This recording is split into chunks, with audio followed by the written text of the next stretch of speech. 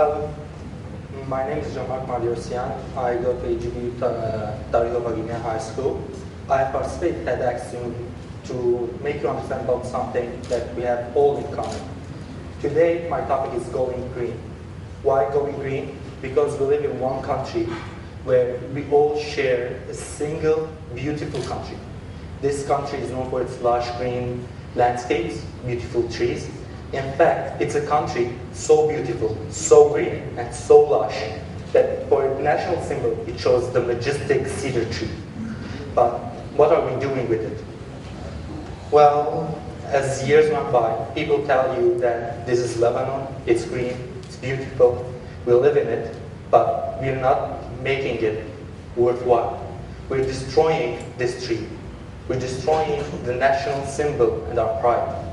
Why? Well, in fact, we're industrializing, building more factories, improving our way of living, but at the cost that's coming at these green spaces. Now, what's the problem here? For instance, from the year 1900 to the year 2000, we have produced more CO2 than we have done from the year 1600 till the 1800s, and not to say till 1900. We're producing more CO2 at a much higher rate in 100 years than we have done in 300 years before. But why is this?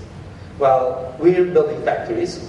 The factories are coming, producing the CO2 at the expense of green spaces. Well, it's a problem. For instance, I, for one, cannot stop sitting in my bedroom with a laptop and the air conditioner on. I cannot change my CO2 footprint on the planet. But what I can do is to reduce the concentration of CO2.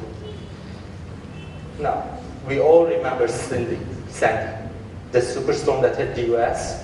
Well, this area that you see over here, it's bigger than Lebanon. In fact, it's bigger than Germany, France, and Britain combined. Imagine the catastrophe that it struck. And new things are showing us that these violent storms are becoming more common. For instance, here you can see the floods. The difference of floods from the 1950s till the year 2001 has increased dramatically, causing more catastrophes, more death toll, and even the expense. Now, in the year 2005, Hurricane Katrina hit the US, causing a huge devastation. Now, you may say that in the year 2004 there was a tsunami, yes, but the tsunami is not able to generate more than $75 billion of losses alone. Well, we have a problem. We're looking at the edge. We're on an edge now. We need to think. We need to find ways to reduce this. Well, some countries are doing that. For instance, the European Union has decreased its CO2 concentration in the air. So has Russia and many other countries. Now, this is another example. As I said before, green spaces are being less because cities are growing. But some countries, such as France, this building belongs to southern France, and the other one to Japan, are trying to find new ways. It doesn't have to be one on the expense of the other. Here, for instance, Japan has not painted the building green, it has planted it. It's a marvelous creation. It's called vertical gardens. Just imagine how people inside these buildings live. They live in harmony. They are happy, and they are reducing the CO2, making their places a better place to live. Now, just look at this picture. It's beautiful, yes? It's green, lush. You feel something, warmth, harmony. Well, some studies, in fact, show that green spaces, trees, even just the color green, makes the person's situation easier, makes him more relaxed, more harmonic, makes him happier and more active. That's why if you go to a lot of hospitals, you find the walls, most of them are painted in pale blue, greenish colors. Or in shelter for the elderly.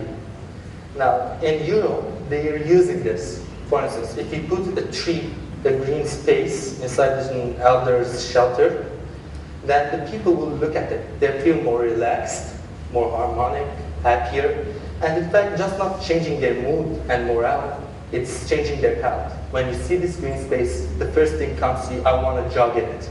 I want to run, I want to be active, I want to be happy.